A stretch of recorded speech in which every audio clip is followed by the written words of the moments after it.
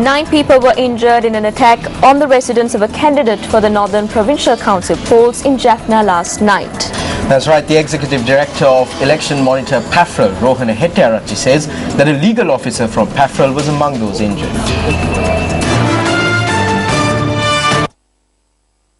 The attack on the residence of a female candidate from the Jaffna district for the Northern Provincial Council in Ariala took place at around midnight.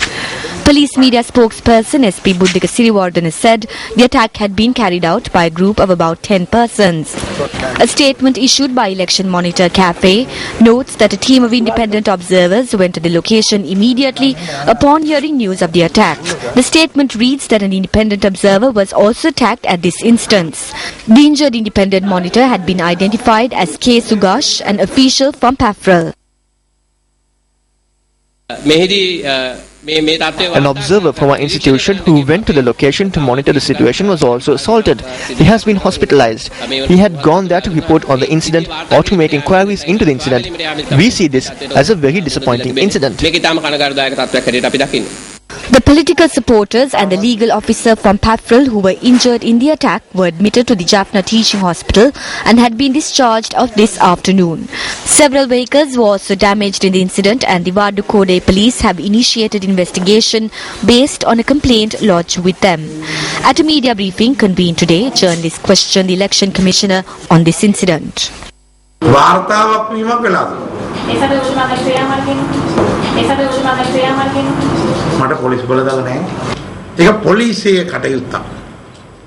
I do not have police powers, do I? This is a matter for the police. It is a matter for PAFREL. However, as the elections commissioner, I condemn this incident with much distaste. For the part of our poll department, we made some inquiries into this. Our officials had been deployed to the location even before the police got there.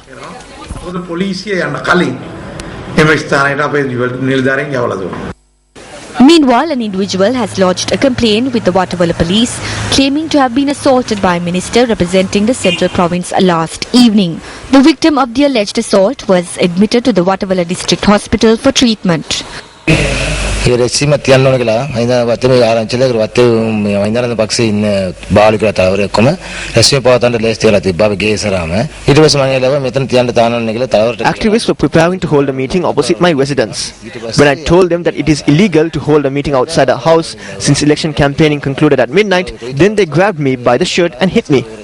They said they will shoot me and not allow me to vote.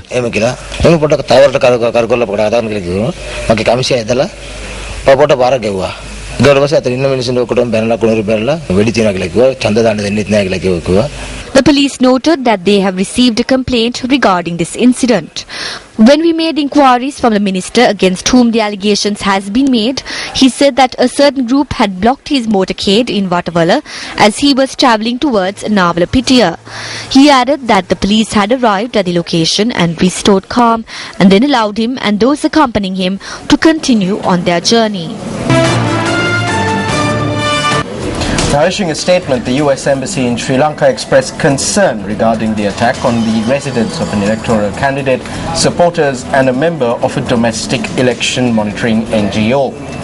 The US Embassy notes that the attack should be transparently and independently investigated and the perpetrators involved should be brought to justice swiftly. The communique also calls on all parties to refrain from violence and observe a peaceful, open and transparent electoral process.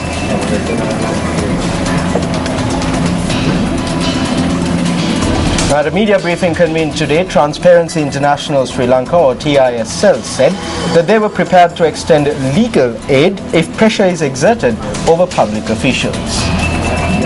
We wish to remind all voters, especially voters in the north, to cast their ballot because it is their democratic right. It is a human right. At the same time, we know that within the legal framework, there is no way that one can ascertain the identity of the voter through their vote. We also wish to remind people in the other provinces to not be influenced and that they have received the opportunity to cast their ballot for the candidate of their choice for their provincial council. We hope to get this message across to all voters in these three provinces. We also wish to remind you that there are a large number of public officials who are involved in these elections, and that if they face any threats or pressure which prevents them from executing their duties properly, then Transparency International is prepared to provide them with legal aid. If they wish to take legal action, then we are prepared to render assistance. We also wish to send the message that information of such incidents can be given either to our coordinating officers in the field or directly to our centre. PAFREL notes that it will deploy 4,500 observers to monitor tomorrow's provincial council polls. 3,500කට ආසන්න ස්ථානගත නිරීක්ෂකයින් පිරිසක් Close to 3,500 fixed observers will monitor activities at polling stations tomorrow between 7 a.m. and 4 p.m. Close to 200 vehicles will be deployed tomorrow as mobile units to monitor the situation between polling stations.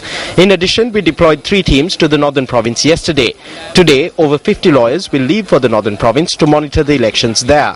International observers and 8 officials from the Asian network of election monitors arrived in Sri Lanka on the 10th of this month. At the same time, the complaints unit that we established in the Northern Province is now in operation 24 hours of the day. අපි උතුරේ ක්‍රියාත්මක වෙන විශේෂ පැමිණිලි ඒකක පැය 24 තුරාම දැන් ක්‍රියාත්මකයි. A public official was killed while 2 others were injured when they were attacked by wasps at the Pudukulam Mahavidyalaya in Vavuniya while on election duty. Now this was confirmed to News First by Additional Elections Commissioner RMAL Ratnayaka. The district returning officer in Vavuniya, Bandula Harishchandra, said that the deceased was 37-year-old Kana Logeshwaran, a teacher at the Medina Vidyalaya in Maharambakulam. He added that a decision has been taken to shift the polling station set up at the Pudukulam Mahavidyalaya in Vavuniya to the Siddhi Vinayagar Rural Development Building located nearby. Welcome back. Sri Lanka's Deputy Permanent Representative in Geneva, Manisha Gunasekara, says it is ironic for Germany to discredit the process and prejudge the outcome of the Northern Provincial Council elections. Now she made this statement exercising a right of reply yesterday with regard to references made to Sri Lanka by Germany, the US and Ireland at the general debate of the 24th session of the UN Human Rights Council in Geneva. It seems ironic when, for the first time since the introduction of the Provincial Council system in 1987, elections to the Northern Provincial Council are to be held later this week on 21st September, that Germany should choose to discredit the process and prejudge its outcome and impact. My delegation is equally dismayed by the lack of objectivity displayed by Germany with reference to Sri Lanka in their statement, which has chosen to ignore the concrete steps taken by the government to achieve comprehensive reconciliation within the context of the LLRs. We are surprised that the US should declare that Sri Lanka should set visit dates and provide access for relevant special rapporteurs when my delegation has updated the Council twice in the current session with regard to its proactive engagement with special procedures mandate holders and the invitations extended in this regard. As for Ireland, Madam Vice President, while denying the allegation of human rights violations against prisoners detained in connection with terrorist activity, it may be noted that the treatment of those incarcerated in connection with the conflict is subject to judicial scrutiny. The case filed by the Capital Maharaja Organisation Limited against Kiangnam Lanka Private Limited and Kiangnam Enterprises Limited, in which the court issued notice of interim injunctions and summons, was heard in the District Court of Colombo today before District Judge Pradeep Hettiarachchi. This case was first taken up on the 6th of September before the Colombo District Court.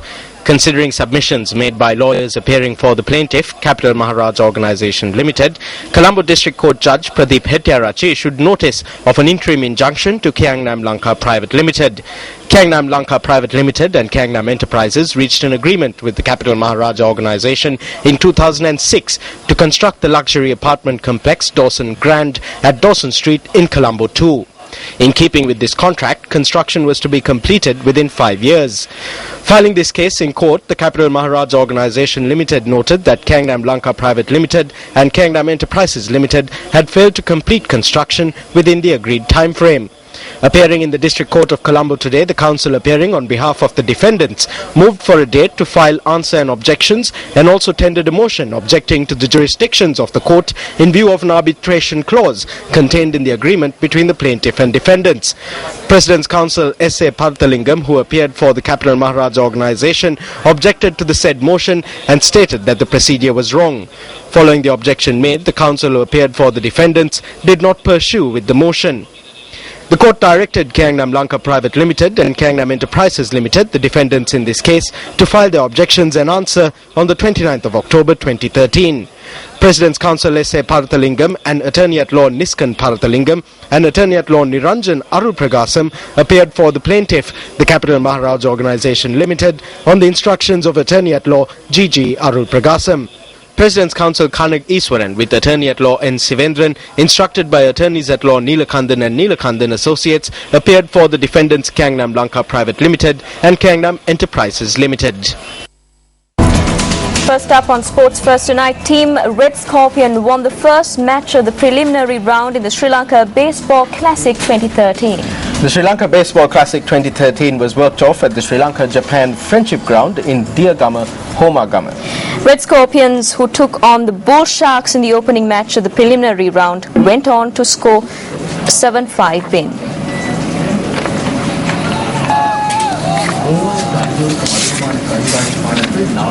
Now, a concert titled You Are the Voice, a concert for peace, was held at the Royal College Auditorium in Colombo last evening. The concert was organized by Bridge to Peace, a registered NGO based in the USA and Sri Lanka, together with the Peace Gang of Sri Lanka. The concert saw performances from the Delano Roll Brothers, Flame, Rebels, Kasun Kalhara, Anusli Malavana, Manjari Hangawata and many more.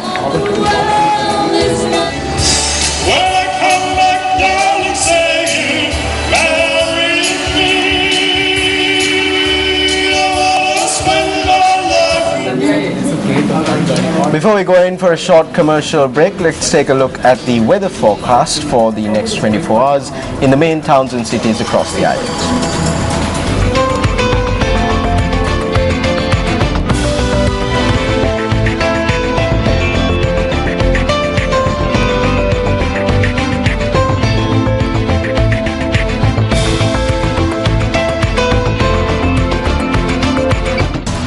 With that, we wrap up Primetime News. I'm Stephanie Lazarus.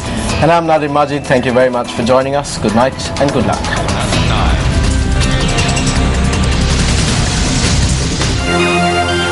Hotline 0114-896-896. www.newsfirst.lk. Feedback at newsfirst.lk.